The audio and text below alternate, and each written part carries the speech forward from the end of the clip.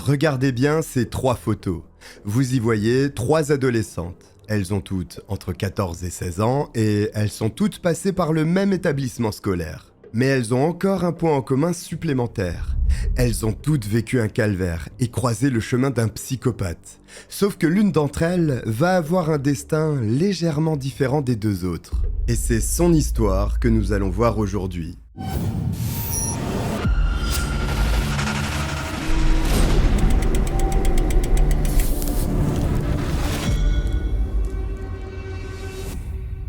À 40 km au sud de Pittsburgh se trouve une petite ville tranquille de Pennsylvanie, Monongahela. Petite et tranquille sont vraiment des adjectifs bien choisis.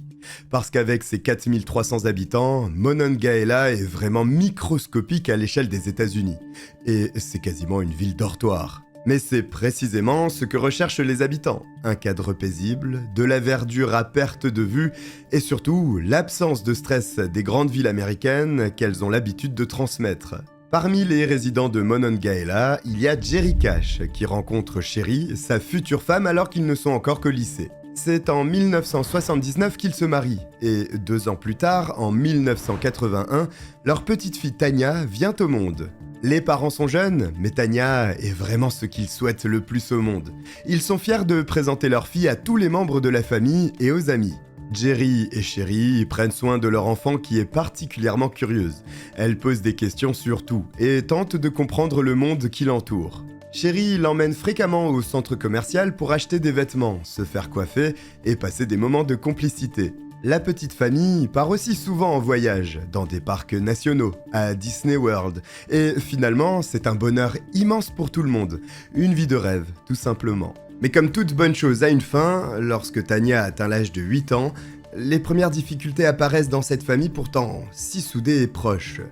C'est principalement le comportement de Sherry qui se dégrade, sans réelle raison à ce changement d'attitude. Alors qu'elle était en totale harmonie avec sa fille, voilà qu'il lui arrive de quitter la maison en laissant la petite fille de 8 ans toute seule, avec tous les risques que cela engendre. Bien sûr, ce n'est pas acceptable pour Jerry, qui prend très à cœur son rôle de père. Il discute avec Sherry de ces moments où Tanya se trouve seule à la maison. Mais chaque conversation à ce propos se transforme en dispute au cours de laquelle chacun campe sur ses positions. Jerry sent bien que Sherry a totalement changé du jour au lendemain, mais il est incapable d'identifier la cause. Il espère simplement qu'elle prendra conscience de ses actes et, en attendant, il va faire plus attention à sa fille. Sauf que rien ne s'améliore, au contraire. L'attitude de Sherry semble avoir atteint un point de non-retour. Et un jour, alors qu'elle se trouve seule à la maison avec sa fille, Sherry la menace avec un couteau. Le geste est inexplicable, mais suffisamment dangereux pour que Jerry prenne des mesures radicales. Il appelle la police suite à cet incident, puis éloigne Tanya de sa mère. La petite fille ne comprend pas pourquoi sa propre maman agit ainsi contre elle, alors qu'elle avait été si gentille par le passé. Surtout, Tanya a peur de Sherry à présent. C'est ce qui a poussé Jerry à s'en aller avec sa fille. Plus tard, la cause du changement de comportement de la mère de famille trouvera une explication. Sherry a développé une maladie mentale lui faisant perdre toute lucidité. Grâce à une procédure judiciaire, Jerry réussit à faire expulser Sherry de la maison, et désormais, il est seul à avoir la garde de Tanya. Mais bien sûr, cette situation traumatisante affecte énormément la fillette, qui ne veut pas que ses parents se séparent. Elle a vécu tellement de bons moments au sein de cette famille qu'elle ne veut pas perdre tout cet amour. Au cours de l'année 1995, Tanya est âgée de 13 ans.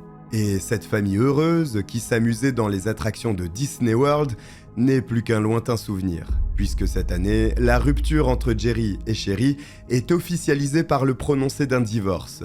Après cela, Jerry rencontre une nouvelle femme, Joanne. Elle devient sa seconde épouse. Tous les deux ont une vision commune de la vie. Ils ont les mêmes objectifs et surtout le même passé. Joanne étant elle aussi divorcée. Ils souhaitent tous les deux prendre un nouveau départ et le courant passe très bien rapidement. Au bout de 6 mois de relation, ils prennent donc une décision importante. Emménager ensemble. C'est ainsi que Jerry et Tanya quittent Monongahela pour Mackey Sport durant le mois d'août 1995. Alors, je sais que Mackey Sport, on dirait le nom d'une enseigne de magasin de sport, mais pas du tout. C'est une petite ville de 20 000 habitants aux États-Unis, en Pennsylvanie. Les premiers contacts entre Joan et Tanya sont plutôt bons, ce qui n'était pas nécessairement gagné d'avance compte tenu des événements qui se sont déroulés quelques mois auparavant. Mais tout va bien. Ce qui déplaît à l'adolescente, ce n'est pas sa famille recomposée. C'est Makisport. Cette ville est à des années-lumière de Monongahela. La vie paisible et verdoyante de la campagne a été remplacée par une commune terne et goudronnée. La sécurité de Monongahela a disparu. Place au crime et à la délinquance dans les rues de Makisport, qui transmettent beaucoup de sensations, mais en aucun cas celle de la sécurité. Cette ville est relativement pauvre, le taux de chômage est très élevé comparé au reste de la région et même du pays, ce qui engendre une montée du taux de criminalité. C'est dans ce contexte que Tanya doit changer d'école. Elle étudie dorénavant à Cornell. Cette école, Tanya la déteste, et il y a de quoi. Les élèves sont à l'image de la ville où ils vivent, très peu accueillants. C'est peu de le dire, c'est en réalité la loi du plus fort dans ce bahut américain. Et l'adolescente est parachutée dans cette jungle en ne connaissant personne. Le quotidien à l'école est rude pour Tanya. Les élèves sont intimidants, pour ne pas dire menaçants. Et l'adolescente n'est pas du genre à se laisser faire, bien qu'elle soit très gentille au fond. Un jour, elle est provoquée une énième fois. C'est la goutte d'eau qui fait déborder le vase. Et une bagarre éclate entre Tanya et une autre élève de l'école. Résultat, une expulsion temporaire pour l'adolescente. Conséquence pour Tanya, une sanction disciplinaire, mais aussi une punition à la maison, où elle est privée de téléphone durant le temps de son expulsion de l'école. À partir de ce moment, l'adolescente devient très difficile à gérer. Elle défie la moindre autorité qui se dresse face à elle. Naturellement, Jerry et Joan supposent qu'elle entre dans la fameuse phase de transition entre l'adolescence et le monde adulte, et que le divorce de son père avec sa mère, Sherry, n'a fait qu'amplifier ce côté rebelle chez elle. C'est une situation compliquée pour tout le monde. Jerry pense que sa fille lui en veut en partie. Joan est quasiment une inconnue pour Tanya, et Tanya se sent de plus en plus isolée, sans amis, ni personne avec qui partager ses problèmes à cœur ouvert. Le samedi 10 février 1996, au matin, Jerry et Joan se réveillent tranquillement.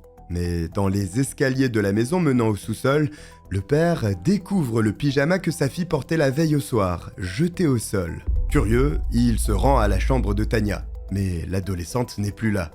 Tout comme un gros sac de sport dont il est facile de remarquer son absence, tant il est imposant dans cette petite pièce. Les parents de la jeune fille grimpent immédiatement dans leur voiture, parce qu'il est clair, au vu du contexte, que Tanya vient de fuguer. Ensemble, ils parcourent les rues du quartier pour tenter de retrouver l'adolescente. C'est très inquiétant. Tanya n'est âgée que de 14 ans, et la voici livrée à elle-même dans l'une des villes les plus dangereuses du secteur. Pourtant, Jerry et Joan ont bon espoir de la ramener à la maison, parce que ce n'est pas la première fois que Tanya essaye de s'échapper. Il y a eu plusieurs tentatives dans les semaines précédentes. Et Jerry a déjà prévenu la police à de multiples reprises, mais à chaque fois, ces signalements ont fini par être annulés suite au retour de Tanya ou parce qu'elle avait été retrouvée dans un endroit de la ville. Seulement, cette fois est différente, parce qu'il est impossible de la retrouver. L'adolescente s'est évaporée dans les rues de cette ville, qui peut être un véritable coupe-gorge. Jerry patiente un peu avant d'alerter une nouvelle fois la police de la ville, qui pourrait s'agacer de recevoir autant de signalements pour une personne disparue, qui réapparaît finalement à chaque fois. Ce sont donc quelques jours qui s'écoulent. La famille maintient les recherches, mais espère au fond que la jeune fille reviendra d'elle-même. Pourtant, ce n'est pas le cas. Tanya ne rentre pas à la maison. 4 jours ont passé depuis la fugue de Tanya. Jerry et Joan sont totalement paniqués, et ils craignent qu'un malheur soit arrivé à leur fille. Le mercredi 14 février, Jerry se rend au poste de police de Makisport pour remplir un formulaire signalant la disparition de Tanya. Évidemment, malgré l'angoisse dont fait preuve Jerry, les agents de police, habitués aux fugues éphémères de l'adolescente, le rassurent en lui disant qu'elle s'enfuit puis revient, et qu'il n'y a pas de raison que cela change. Le lendemain, la grand-mère de Tanya appelle son fils, Jerry, pour lui indiquer qu'elle vient de trouver un morceau de papier chez elle, et manifestement, l'écriture est celle de Tanya. Sur le bout de papier, c'est un numéro de téléphone qui est inscrit. Par curiosité, la grand-mère a téléphoné et a découvert que son interlocuteur était une femme, une certaine Judy Sokol. Elle transmet cette information qu'elle pense importante à Jerry, qui à son tour prévient la police. Des agents sont envoyés au domicile de cette personne. Ils apprennent que la maison de Judy Sokol est un repère pour les fugueurs. Beaucoup d'enfants qui fuient leur domicile se rendent à cette adresse, parce qu'ils savent que Judy va leur venir en aide. La femme explique qu'elle a bien apporté son aide à Tanya Cash, mais c'était 3 semaines avant sa disparition, lors d'une fugue précédente au début du mois de décembre 1995. Il faisait froid à l'extérieur et elle lui avait donné une veste pour qu'elle garde chaud. C'est la dernière fois que Judy a aperçu la jeune fugueuse. Cette piste s'éteint donc. Les indices sont inexistants dans ce cas de disparition et les policiers sont impuissants pour le moment. Il faut un élément pour se lancer dans la recherche de cette adolescente, qui pourrait être n'importe où. Malheureusement, cela fait 1 semaine que Tanya ne donne plus signe de vie. Impossible pour Jerry de rester les bras croisés à attendre. Avec Joanne, il décide de fouiller la maison de fond en comble pour essayer de trouver le moindre début d'information permettant de commencer à chercher leur fille. C'est dans la chambre de l'adolescente qu'une nouvelle piste vient redonner espoir à Jerry. Dans l'un des tiroirs d'une commode, caché entre les habits de Tanya, il y a un mot. Joanne a l'impression que l'écriture correspond plus à celle d'un homme. Et en lisant la petite note, il ne fait plus aucun doute qu'il s'agisse d'un homme, puisque c'est une proposition de relation sexuelle à destination de Tanya. Évidemment, le mot est anonyme, mais qui pourrait solliciter des faveurs sexuelles à une adolescente de 14 ans? Et ce mot est-il directement lié à la disparition de la jeune fille? C'est ce que la police va tenter de savoir. Tanya Cash, 14 ans, vient de fuguer. Jerry, son père biologique, et Joanne, sa mère d'adoption, craignent que l'adolescente soit en danger puisque cela fait 7 jours qu'elle a disparu. Et surtout, la note retrouvée dans sa chambre augmente cette inquiétude. Une proposition de relation sexuelle est faite à Tanya. Jerry ne sait pas qui a écrit ces mots, mais il nourrit de forts soupçons à l'égard de Kevin Churchfield. Mais qui est cette personne ? C'est un voisin. Il habite en bas de la rue où la famille réside et Tanya s'est déjà rendue là-bas pour garder les enfants de cet homme. Mais pourquoi avoir des soupçons à son égard ? Eh bien, à cause de son comportement. Un jour, en discutant avec Tanya, Joanne apprend que l'adolescente est allée manger avec Kevin Churchfield dans un restaurant. Joanne a donc demandé si toute la famille Churchfield était présente. Et Tanya a répondu que non. C'était un repas en tête-à-tête entre elle et Churchfield. Joanne est contrariée sur le moment. Elle explique à Tanya qu'elle n'aurait pas dû y aller. Quelle personne sans mauvaises intentions invite une jeune fille de 13 ou 14 ans au restaurant ? Personne ne fait ça. Et c'est ce qui a fait naître des soupçons chez Jerry et Joanne, qui transmettent cette information à la police. Mais alors que le père pensait apporter un élément nouveau aux enquêteurs, ceux-ci lui répondent qu'ils ont déjà Kevin Churchfield dans le collimateur, grâce à Tanya. Et oui, 2 mois auparavant, l'adolescente est venue rapporter à la police des faits très graves. Elle faisait du babysitting lorsque Kevin Churchfield est rentré, puis lui a fait des propositions très déplacées, incluant une fellation. Ceci s'est produit à chaque fois qu'elle se rendait chez les Churchfield. Mais alors, pourquoi a-t-elle continué à faire du babysitting pour cette famille ? Tout simplement parce qu'elle considérait l'ambiance à la maison si mauvaise qu'elle préférait se trouver dans la maison d'un prédateur plutôt que chez elle. Bien sûr, c'est très dur à entendre pour Jerry, qui découvre tout ça pendu au téléphone avec un inspecteur. Jerry est furieux auprès des autorités. Comment la police a-t-elle pu conserver une chose aussi grave sans communiquer avec les parents du mineur concerné ? D'autant plus qu'il y a déjà eu une agression sexuelle, Kevin Churchfield ayant exposé son sexe aux yeux de l'adolescente. Mais la plainte de Tanya pour agression sexuelle est bien sur le bureau d'un procureur. Sauf que sa disparition a de lourdes conséquences. Son absence aux audiences préliminaires entraîne l'abandon des poursuites contre Kevin Churchfield, qui ne risque donc plus rien désormais. C'est la procédure en Pennsylvanie. L'accusateur et l'accusé doivent se présenter devant le magistrat avant la bataille juridique. Si l'un d'entre eux, en l'occurrence Tanya, est absent, l'affaire est abandonnée. Mais bien sûr, une victime ayant porté plainte qui disparaît juste avant son audience, sauvant ainsi l'accusé d'une lourde peine d'emprisonnement, c'est hautement suspect pour les enquêteurs, qui se penchent de plus près sur le cas de Kevin Churchfield. L'homme, à présent suspect, possède un profil inquiétant, avec notamment un casier judiciaire long comme le bras. Churchfield est emmené au poste de police pour y être interrogé. Là-bas, on lui propose de passer au détecteur de mensonges, et il accepte. Dès le début du test, les enquêteurs prennent le suspect à la gorge en lui demandant s'il a tué Tanya Cash. Kevin Churchfield répond que non, mais la machine qui examine son rythme cardiaque, elle, indique que oui. D'après l'appareil, Churchfield est un menteur, mais également un meurtrier, si l'on en croit les résultats. Ceci n'est que la première question, et le suspect a déjà raté son test. Les inspecteurs vont faire grimper la pression d'un cran. Finalement, grâce à l'acharnement des policiers, l'homme finit par avouer qu'il a eu des rapports sexuels avec Tanya. Il ne reconnaît aucun meurtre cependant, mais c'est une bonne avancée pour les autorités, qui obtiennent de quoi perquisitionner le domicile de Churchfield. La maison est passée au crible, aucun centimètre carré n'est épargné. Malheureusement, il n'y a rien qui est découvert. Sans éléments démontrant son implication dans l'enlèvement ou le meurtre de l'adolescente, les enquêteurs sont coincés. Ils ne peuvent pas l'inculper pour agression sexuelle non plus, Tanya ayant disparu. Retour à la case départ, sans aucune piste à suivre pour retrouver la jeune fille de 14 ans. Les jours, les semaines, puis 6 mois s'écoulent sans que Tanya ne réapparaisse. Jerry est persuadé que sa fille est vivante. Chaque jour, il roule des heures durant à sa recherche en espérant la croiser par hasard dans les rues de la ville. Mais c'est Joanne qui va faire une découverte permettant de rallumer la flamme de l'espoir. En nettoyant la chambre de Tanya, elle tombe sur une cachette dans laquelle se trouve un petit carnet. Celui-ci est protégé par une serrure, que Joanne n'a aucun mal à crocheter à l'aide d'une épingle à cheveux. En ouvrant le carnet, il est évident que la femme vient de mettre la main sur le journal intime de l'adolescente. C'est peut-être une occasion en or d'en apprendre un peu plus. Les lignes rédigées par Tanya sont celles que n'importe quelle jeune fille de son âge pourrait écrire. Cependant, elles fournissent pas mal d'informations. Déjà, il y a un nom qui revient de façon récurrente. Un certain Tom. Les parents de Tanya ne savent pas de qui il s'agit, mais ils sont sûrs d'une chose.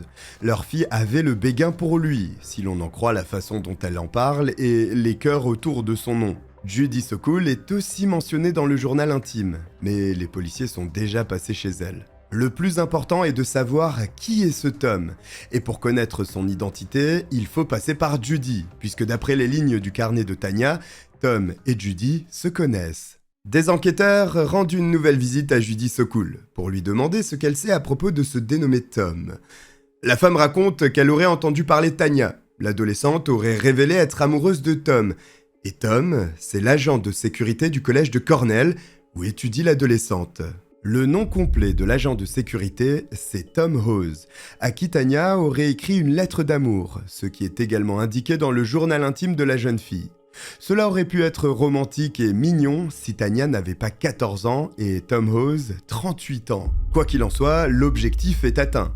L'identité de ce fameux Tom est découverte. Direction son domicile pour s'entretenir avec cet homme. Une fois chez lui, les enquêteurs demandent à Tom Hawes tout ce qu'il sait à propos de l'adolescente disparue. Il explique qu'il ignore où l'adolescente pourrait se trouver. Il indique également qu'il est surpris qu'elle ne soit toujours pas revenue non plus. Quand la lettre d'amour de Tanya est évoquée, Tom reconnaît avoir reçu le mot de l'adolescente, mais il l'a aussitôt transmis à la direction de l'école afin d'éviter toute ambiguïté. Les inspecteurs de police insistent pour savoir s'il n'aurait pas eu de comportement déplacé à l'égard de Tanya. Et Tom Hawes campe sur ses positions en disant qu'il n'a jamais eu quelconque rapport intime avec cette fille. Les enquêteurs demandent une dernière chose à l'homme, s'ils peuvent visiter la maison. Mais Tom vit encore avec ses parents. Ils sont âgés et font la sieste. Il préfère leur éviter une crise d'angoisse avec une nuée de policiers fouillant leur maison de fond en comble. Les inspecteurs comprennent, ils font demi-tour, n'ayant pas de quoi pousser l'investigation plus loin. Mais pour s'assurer de la bonne foi de cet homme, l'établissement de Tanya est contacté, afin d'être sûr que l'agent de sécurité de l'école a bien déposé la lettre d'amour auprès de la direction. Et a priori, il est un homme honnête, puisque tous ses dires sont vérifiés et il n'a menti sur aucun point. L'enquête s'enlise à nouveau. Retour à la case départ, encore. À la différence cette fois que plus aucune progression n'aura lieu durant 2 années. Les autorités ne donneront aucune nouvelle à la famille Cash non plus durant tout ce temps, et les proches de Tanya sont plongés dans un brouillard absolument total. Il semble que la disparition de Tanya Cash ne soit plus une priorité au sein de la police de McKeesport, comme si le dossier était déjà classé. Mais d'un autre côté, sans aucune piste, comment faire ? Au cours du mois de juillet 1998, une découverte, à moins de 2 km de la maison de Tanya, va faire frémir la famille de l'adolescente disparue. Le 6 juillet, un corps est retrouvé dans le cimetière de la ville. C'est un des employés qui est tombé dessus pendant qu'il parcourait les lieux. Le cadavre est celui d'une jeune fille. L'âge de celle-ci semble coller avec celui de Tanya, entre 15 et 16 ans. La couleur des cheveux est quasiment la même, la taille aussi, et c'est très mauvais signe. À première vue, il semble que cette victime corresponde à la jeune fille qui a disparu 2 ans plus tôt. Impossible à confirmer cependant, l'état de décomposition est trop avancé pour se prononcer définitivement sur son identité. Il faut l'intervention d'un médecin légiste pour confirmer cette nouvelle qui serait terrible pour la famille. Le médecin légiste ouvre la veste de la jeune fille décédée. Il découvre un nom et un prénom à l'intérieur, sauf que la personne portant cette identité est encore en vie. En revanche, le corps appartient à sa sœur, Kimberly Crime. L'identification est confirmée grâce au dossier dentaire de l'adolescente. Kimberly n'était âgée que de 14 ans. Le médecin légiste relève des traces d'agression sexuelle, ce qui vient placer un mobile sur ce meurtre. En revanche, impossible de comprendre comment cette jeune fille est décédée. L'état de décomposition est trop avancé pour déterminer la cause de la mort. Pour la famille de Tania, c'est une forme de soulagement, même si en réalité, c'est également une mauvaise nouvelle pour elle. Eh bien oui, parce que le profil de cette adolescente colle trait pour trait avec celui de Tania. Il se pourrait donc que la même personne soit derrière l'enlèvement et peut-être que l'adolescente est déjà morte. Simplement, personne n'a retrouvé son cadavre. D'autant plus que la police, dans le cadre de l'enquête sur ce meurtre, apprend qu'en 1995, une autre adolescente a été retrouvée assassinée dans le secteur de McKeesport. Anna-Marie Callaghan, âgée de 16 ans. C'est un pêcheur qui a découvert son corps dans la rivière qui longe la ville. Dans son cas, la cause de la mort est connue, puisqu'elle a été retrouvée avec un câble électrique autour du cou. Ses mains et ses pieds étaient ligotés avec du ruban adhésif. De l'ADN avait été prélevé, mais les tests de l'époque n'ont pas été concluants, et l'affaire n'a jamais été résolue. De prime abord, les dossiers de Kimberly et Anna Maria ne semblent pas forcément liés. Et pourtant, elles ont toutes les deux un point commun curieux. Les 2 adolescentes fréquentaient le même établissement scolaire, le collège de Cornell. Elles avaient également entre 14 et 16 ans, et surtout, elles avaient toutes les 2 des passés familiaux chaotiques. Des éléments fortement similaires à l'affaire de Tanya Cash. Les autorités pensent donc qu'elles ont affaire à un tueur en série, et que la 3e victime de ce prédateur n'est autre que Tanya. La panique grimpe au sein de la communauté de McKeesport, et notamment chez les parents des jeunes filles scolarisées au collège de Cornell, dans la mesure où le tueur semble choisir ses victimes à cet endroit. D'ailleurs, beaucoup de familles décident de quitter le coin avec leurs filles, afin de ne pas prendre de risques. C'est grâce à cette préoccupation générale que le dossier de Tanya Cash revient sur le devant de la scène. La police s'intéresse à nouveau à la disparition de l'adolescente parce qu'elle pourrait aider à interpeller le tueur qui rôde parmi la population. Si Tanya est encore en vie, et si elle est aperçue quelque part, il se pourrait qu'elle soit en compagnie du meurtrier. C'est pour cette raison que la police prend contact avec une institution nationale s'attardant sur les cas des enfants disparus. Cette sorte d'association a continué le travail que les autorités avaient stoppé par manque de preuves.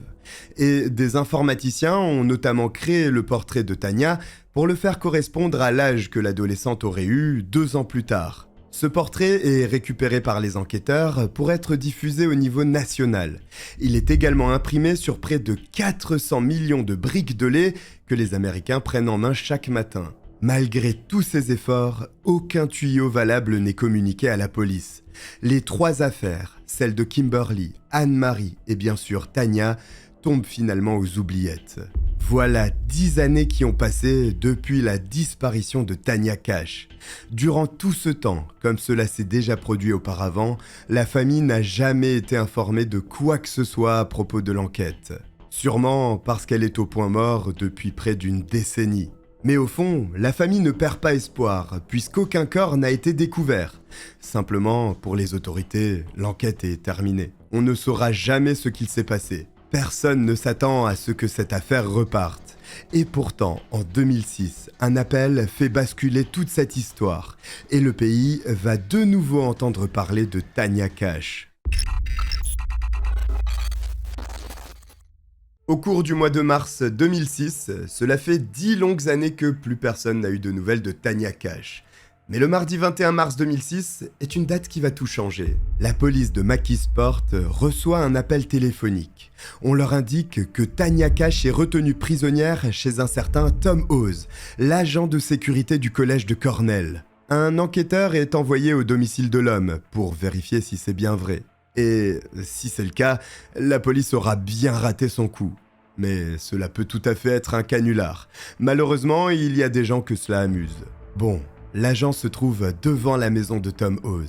Il toque et c'est une jeune femme qui ouvre la porte. La première question de l'inspecteur est « Êtes-vous Tanya Cash ?» Et la jeune femme répond « Oui ». Tom Hawes, qui se tient à proximité, demande ce qu'il se passe et Tanya se tourne vers lui en lui disant « C'est terminé ». L'inspecteur emmène Tanya au poste de police où un coup de téléphone est passé à Jerry et Joanne Cash. Après plus de 10 ans d'attente, ils n'en reviennent pas. À vrai dire, ils ne comprennent même pas ce que l'agent à l'autre bout de la ligne insinue lorsqu'il dit que Tanya est au poste de police. Il faut quelques minutes pour qu'ils réalisent. Mais finalement, ce sont bien des retrouvailles inespérées. Tanya retrouve Jerry, son père, qui la ramène à la maison. Le lendemain, Tanya est de retour au poste pour raconter ce qu'elle a vécu durant 10 années. La première fois que Tanya rencontre Tom Hawes, il est agent de sécurité au collège de Cornell. C'est lui qui établit le premier contact, en demandant à l'adolescente si elle était nouvelle dans l'établissement. Ce à quoi elle a répondu par l'affirmative. Ce sont alors des discussions régulières qui ont lieu tandis que Tanya est totalement isolée à cette époque. C'est une véritable bulle d'air pour elle, qui n'a aucun ami dans cette nouvelle ville qu'elle déteste au plus haut point. C'est précisément cette faiblesse que l'homme de 38 ans, à l'époque, va exploiter de manière extrêmement vicieuse. Pour réussir à parler à Tanya sans éveiller les soupçons, Hawes n'hésite pas à la faire sortir de classe sous de faux prétextes. Il lui donne l'impression d'être spéciale. Un jour, Tanya se fait prendre sur le fait en train de sécher des cours. Elle est conduite auprès de l'agent de sécurité pour être rapatriée au bâtiment administratif. Mais Tom Hawes dit à l'élève qu'il ne va pas l'emmener se faire sanctionner. Puis l'homme se penche en avant et embrasse Tanya pour la première fois. Dans la foulée, il a suggéré à l'adolescente de s'enfuir avec lui pour vivre à ses côtés définitivement. Il est prêt à prendre soin d'elle pour le reste de sa vie. Et Tanya va le croire. Au cours du mois de janvier 1996, Tom Hawes prépare un plan pour que l'adolescente réussisse à s'enfuir de chez elle.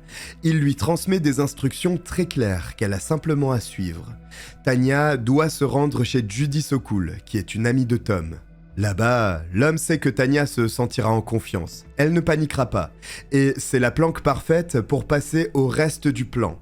Une fois à la maison, Judy dit à Tanya qu'elle souhaite la relooker. Judy coupe les cheveux de l'adolescente, et les teint également. Lorsque Tanya explique cela aux enquêteurs, ils comprennent qu'ils ont fait fausse route depuis le début, en n'approfondissant pas du côté de cette femme qui, à l'évidence, est totalement complice du ravisseur. Pendant plusieurs mois, d'après Tanya, le plan se déroule bien et elle ne souffre pas.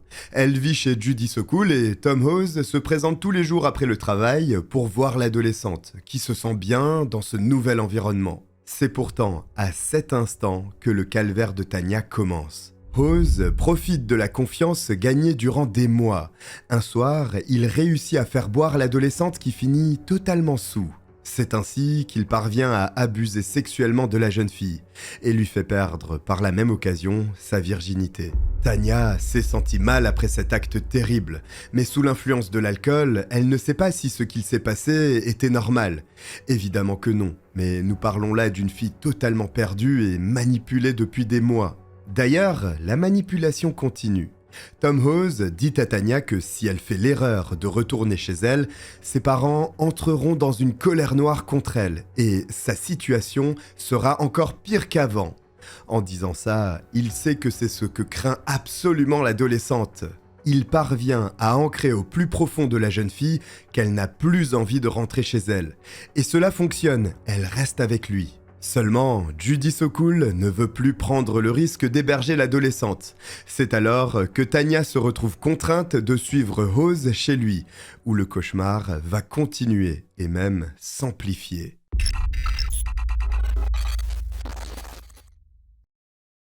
Voici que Tanya Cash se retrouve enfermée chez Tom Hawes, son ravisseur, et c'est une très longue période de captivité qui débute Quand ils arrivent tous les deux pour la première fois dans la maison de Hose, la jeune fille doit avancer discrètement jusque dans une chambre, parce que les parents de l'homme sont présents, et bien sûr, ils ne doivent rien savoir. C'est à ce moment que Hose prend le contrôle total sur Tanya. Il la menace, en lui disant que si elle s'enfuit, il la tuera, et il tuera également sa famille. À 14 ans, comment ne pas prendre au sérieux cette menace? Et surtout, comment réussir à lutter contre cet homme bien plus puissant et robuste? Dorénavant, le quotidien de l'adolescente se cantonne à rester enfermée jour et nuit dans cette petite chambre où c'est un seau qui lui sert de toilette et un autre pour se laver. Ce qui est fou, c'est que les parents de l'homme sont constamment présents dans la maison étant très âgés. Par conséquent, Tanya, en plus d'être cloîtrée dans cette chambre, n'a pas le droit de faire le moindre bruit. Autrement dit, elle doit garder le silence tout le temps. Elle n'a pas le choix de toute façon. Hose lui dit très clairement que si l'un de ses parents devait découvrir sa présence, il l'étoufferait dans son sommeil ou l'emmènerait se noyer dans la rivière Saddle. Tanya vit déjà un cauchemar. Elle n'a pas envie de perdre la vie ou, pire, subir des tortures parce qu'elle n'a pas obéi. Alors, elle se contente de tenir la ligne de conduite qui lui a été imposée par ce psychopathe. Tout ce plan, ces semaines de préparation et de manipulation n'ont eu qu'un seul but pour Tom Hose, faire de Tanya son esclave sexuelle. Il force des rapports sexuels tous les jours et plusieurs fois par jour. Ce calvaire dure pendant plusieurs années, jusqu'à ce que l'adolescente ne le supporte plus. Elle réussit à se faufiler discrètement et s'apprête à quitter la maison quand Tom apparaît, plus menaçant que jamais, et dit une nouvelle fois ces paroles. « Je vais te tuer, toi et toute ta famille. » Complètement paniquée, Tanya retourne dans la chambre en pensant que cette tentative de fuite va lui coûter la vie. Ce n'est pas le cas. En revanche, un jour, Hose se présente à Tanya et dit « Ils ont retrouvé le corps de Kimberly Crime dans le cimetière. » Tanya connaît Kimberly, et Hose le sait. Elle demande comment elle est morte. L'homme lui dit alors « Pourquoi tu demandes ça ? Tu savais que ça allait arriver. » Cette phrase donne froid dans le dos à Tanya. Elle comprend qu'il ne fait pas que menacer. Cet homme est un véritable assassin. D'ailleurs, depuis la maison de Tom Hose, il est possible d'apercevoir l'endroit où le corps de Kimberly a été déposé par le tueur. Tom Hose a-t-il commis ce meurtre pour faire peur à Tanya ? C'est une hypothèse envisageable. En mars 2000, le ravisseur est persuadé qu'il a réussi ce sur quoi il travaille depuis des années, c'est-à-dire rendre totalement docile Tanya, et il va lui faire passer un test. Pour la première fois depuis quasiment 4 ans, Hose autorise Tanya à quitter la maison. Entre-temps, il lui a fait changer de nom. Tanya Cash n'est plus. Désormais, elle s'appelle Nikki Allen. L'homme donne $120 à sa prisonnière. Il lui indique de se rendre à un magasin nommé Ames. Tanya est terrifiée. Non seulement parce qu'elle ignore si ce psychopathe n'est pas en train de lui tendre un piège pour la tuer, mais surtout, si ce n'est pas le cas, elle est restée enfermée dans une chambre minuscule durant 4 années entières, et sans parler à voix haute. Comment va-t-elle réagir en basculant à nouveau dans la réalité ? Tanya exécute les ordres de Hose. Elle n'a pas le choix de toute manière. Une fois dehors, elle peut respirer l'air extérieur pour la première fois depuis si longtemps. La lumière du jour également est presque un sentiment nouveau. Puis, elle avance vers ce magasin. Tanya a subi un lavage de cerveau si intense qu'elle n'envisage à aucun moment de s'enfuir ou de prévenir qui que ce soit. Alors qu'elle est seule, l'homme ne l'a pas suivie. Finalement, elle revient et, à son retour, elle peut apercevoir Tom Hose qui l'attend à l'extérieur de la maison. Anxieux semble-t-il. Il faut dire que ce test était quitte ou double pour lui. Allait-il se faire arrêter pour enlèvement ou bien allait-il récolter les fruits de son travail de manipulation et une esclave à ses ordres ? C'est malheureusement la seconde option. Il fait suffisamment confiance à Tanya pour qu'elle sorte de la maison, alors même que le logement de ses parents se trouve à proximité. Mais elle a trop peur que Tom Hose s'attaque à eux par sa faute, et pour les protéger, elle décide de subir. Mais pourquoi personne ne la reconnaît dans la rue ? Même si Tanya ne va vers personne, peut-être que des passants, un caissier ou un chauffeur de bus pourraient la remettre et signaler sa présence à la police. En réalité, lorsque l'adolescente disparaît, presque personne ne la connaît à McKeesport. Elle venait d'emménager avec sa famille depuis quelques mois seulement. Ensuite, elle a disparu de la circulation durant 4 ans, c'est très long. Et aujourd'hui, elle a 18 ans. Ce n'est plus une adolescente, mais une toute jeune femme qui a changé physiquement.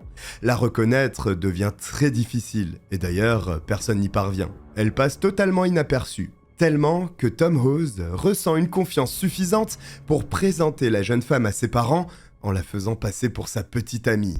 Alors j'interromps une seconde le déroulé de l'histoire, juste pour qu'on réalise la situation à ce moment. Un ravisseur, responsable d'agression sexuelle et de séquestration sur mineurs, présente cette mineure à ses parents. Alors on a déjà entendu des histoires où des gens avaient été retenus captifs, mais dans ce cas précisément, on est sur un niveau inégalé. Enfin voilà, je trouve ça fou.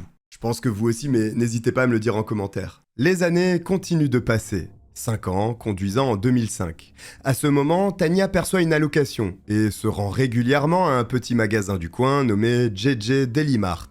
À force de s'y rendre quasiment quotidiennement, Tanya se lie d'amitié avec le gérant Joe Sprico, qui lui propose un emploi au sein de son établissement. Quand elle prend son poste, elle se sent bien. Elle voit comment les gens libres agissent dans la vraie vie. Tandis qu'elle a 23 ans, cela fait plusieurs années qu'elle n'a rien connu de tel. Depuis qu'elle a 8 ans, elle est uniquement confrontée au malheur. Et en voyant Joe ainsi que sa femme être heureux, partager des moments complices et finalement vivre une vie que Tanya aimerait, cela ouvre les yeux à la jeune captive. Mais pour vivre des moments de la sorte, il faut qu'elle se libère, ce qui signifie qu'il faut se défaire du psychopathe qui la torture depuis quasiment 10 ans désormais. La police doit savoir où elle se trouve. Alors, Tanya prend un risque le 20 mars 2006. Ce jour, elle est seule avec Joe dans le magasin. Elle révèle donc à l'homme sa véritable identité. Elle n'est pas Nikki Allen. Son vrai nom est Tanya Cash, une adolescente de 14 ans qui a disparu en 1996. Joe Sprico n'en revient pas, mais il prend la situation en main. Il dit à Tanya de sécher ses larmes, de bien respirer et de ne rien faire qui sorte de l'ordinaire. Elle doit rentrer chez elle avec Tom Hose, et pendant ce temps, Joe va téléphoner à la police. C'est comme ça qu'un agent de police est venu toquer à la porte de la maison de Tom Hose pour libérer Tanya, qui retrouve enfin sa famille. Maintenant que la police tient la version de la jeune femme, elle a du pain sur la planche, parce qu'il faut construire un dossier contre Hose. Les enquêteurs obtiennent un mandat pour fouiller la maison de l'homme. Là-bas, ils découvrent des calendriers couvrant la période de captivité de Tanya. Il y a des notes également qui sont trouvées. Les notes détaillent les actes sexuels entre Hose et sa victime. Ils répertoriaient tout ce qu'il lui faisait subir. Sur les calendriers, il y a une sorte de code couleur, et chaque couleur correspond à un acte sexuel particulier. Les policiers font face à un véritable détraqué. Ils notaient absolument tout ce qu'il se passait dans cette chambre de l'horreur pour se remémorer ces instants. Mais pas seulement. Il semble que Hose utilisait ce calendrier et ses notes pour se vanter de ses exploits auprès de ses amis, sans dévoiler, évidemment, qu'il s'agissait d'une mineure derrière ces horreurs. Grâce aux preuves récoltées lors de la perquisition, ainsi que le témoignage de Tanya, Tom Hose et Judy Sokol sont finalement placés en état d'arrestation. Tom Hose est inculpé pour corruption de mineurs, mais aucune charge n'est retenue contre lui pour enlèvement, dans la mesure où Tanya s'est rendue volontairement chez lui. La séquestration non plus n'a pas été retenue. Les autorités se penchent alors sur les cas de Kimberly Crime et Marianne Callaghan, en tentant de relier Hose à ce double meurtre. Mais impossible de trouver des preuves suffisamment solides pour inculper le suspect dans l'un ou l'autre de ces assassinats. L'ADN qui avait été prélevé sur la dépouille de Marianne Callaghan a été conservé, mais depuis le temps, l'échantillon s'est dégradé et il est impossible de lier Tom Hose à ce meurtre. Pourtant, il y a des liens. Hose était l'agent de sécurité de Cornell où Kimberly et Anna-Marie étaient scolarisées. L'homme a insinué avoir assassiné Kimberly à Tanya, et le corps de celle-ci a été déposé au cimetière juste sous la fenêtre de la maison du suspect. Anna-Marie Callaghan, quant à elle, avait été tuée avant l'enlèvement de Tanya. Son corps avait été retrouvé un peu plus loin que McKeesport, mais les enquêteurs de l'époque avaient réussi à collecter des témoignages indiquant que l'adolescente était en compagnie d'un individu inconnu juste avant son meurtre et se trouvait à McKeesport. Les inspecteurs pensent donc qu'elle a été tuée dans la ville avant que son corps ne soit déplacé. Le FBI avait apporté son aide sur l'affaire.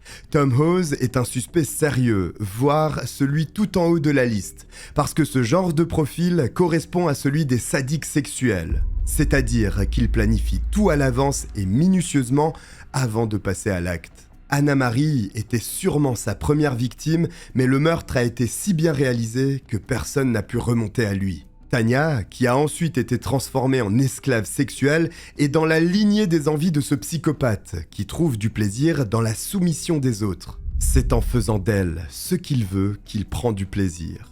Et enfin, le meurtre de Kimberly Crime vient servir de sanction à Tania qui avait tenté de désobéir à son maître Tom Hawes en essayant de s'enfuir. La construction de cette démonstration est solide. Seulement, la justice réclame des preuves directes pour envoyer quelqu'un en prison, ce que la police a échoué à fournir. Pour autant, Tom Hawes n'est pas sorti d'affaire. Il doit répondre de ses actes devant le tribunal, tout comme sa complice, Judy Sokol. Celle-ci plaide non coupable pour complicité d'agression sexuelle. Elle estime qu'elle a certes hébergé Tania et autorisé des actes sexuels entre adultes et une enfant, mais ce n'est pas elle qui a commis ce crime. La justice ne voit pas les choses de cette façon. Pour elle, Judy Sokol est bien coupable, et elle est condamnée de 6 à 23 mois d'emprisonnement. Tom Hawes, quant à lui, sait qu'il n'a aucune chance de s'en sortir avec un procès. Il y a trop de preuves accablantes à son égard. Le 14 mai 2007, il accepte alors un accord proposé par le bureau du procureur. Dans la foulée, il est donc condamné à une peine d'emprisonnement de 5 à 15 ans. Une peine bien plus clémente que s'il était allé à la confrontation durant un procès, et qu'il avait été reconnu coupable. C'est même une condamnation bien trop faible pour les policiers qui sont certains qu'il est l'auteur du double meurtre, mais n'ont pas réussi à le prouver définitivement. Après les retrouvailles entre Tania et son père, leur relation s'est à nouveau dégradée. Jerry ne comprenant pas pourquoi sa fille n'avait tout simplement pas décidé de s'enfuir. Selon lui, elle se complaisait dans sa situation avec Hawes. Il ne croit pas à l'histoire selon laquelle elle aurait été tant manipulée qu'elle serait devenue une esclave. Et ses doutes, Tania ne les accepte pas. À présent, le père et sa fille ne se parlent plus. En revanche, elle est parvenue à surmonter l'épreuve psychologique qui a suivi sa libération, même si cela a pris énormément de temps. Et aujourd'hui, elle s'est mariée et vit la vie après laquelle elle courait depuis des années. Sauf qu'en 2022, c'est une nouvelle sensation désagréable. Parce qu'au cours du mois de février, 15 ans après avoir été condamné, Tom Hawes est finalement libéré. Et il décide de retourner vivre dans la maison où il avait maintenu captive Tania. Et Tania vit toujours à Makisport. Aujourd'hui, ils habitent à quelques pâtés de maison l'un de l'autre. Voici pour cette affaire absolument horrible de séquestration. Si vous êtes arrivé jusqu'au bout, écrivez « école » en commentaire. J'espère que vous avez apprécié mon récit. Si c'est le cas, n'hésitez pas à vous abonner et à liker cette vidéo. Je vous remercie de m'avoir regardé, je vous dis à très vite. Bye.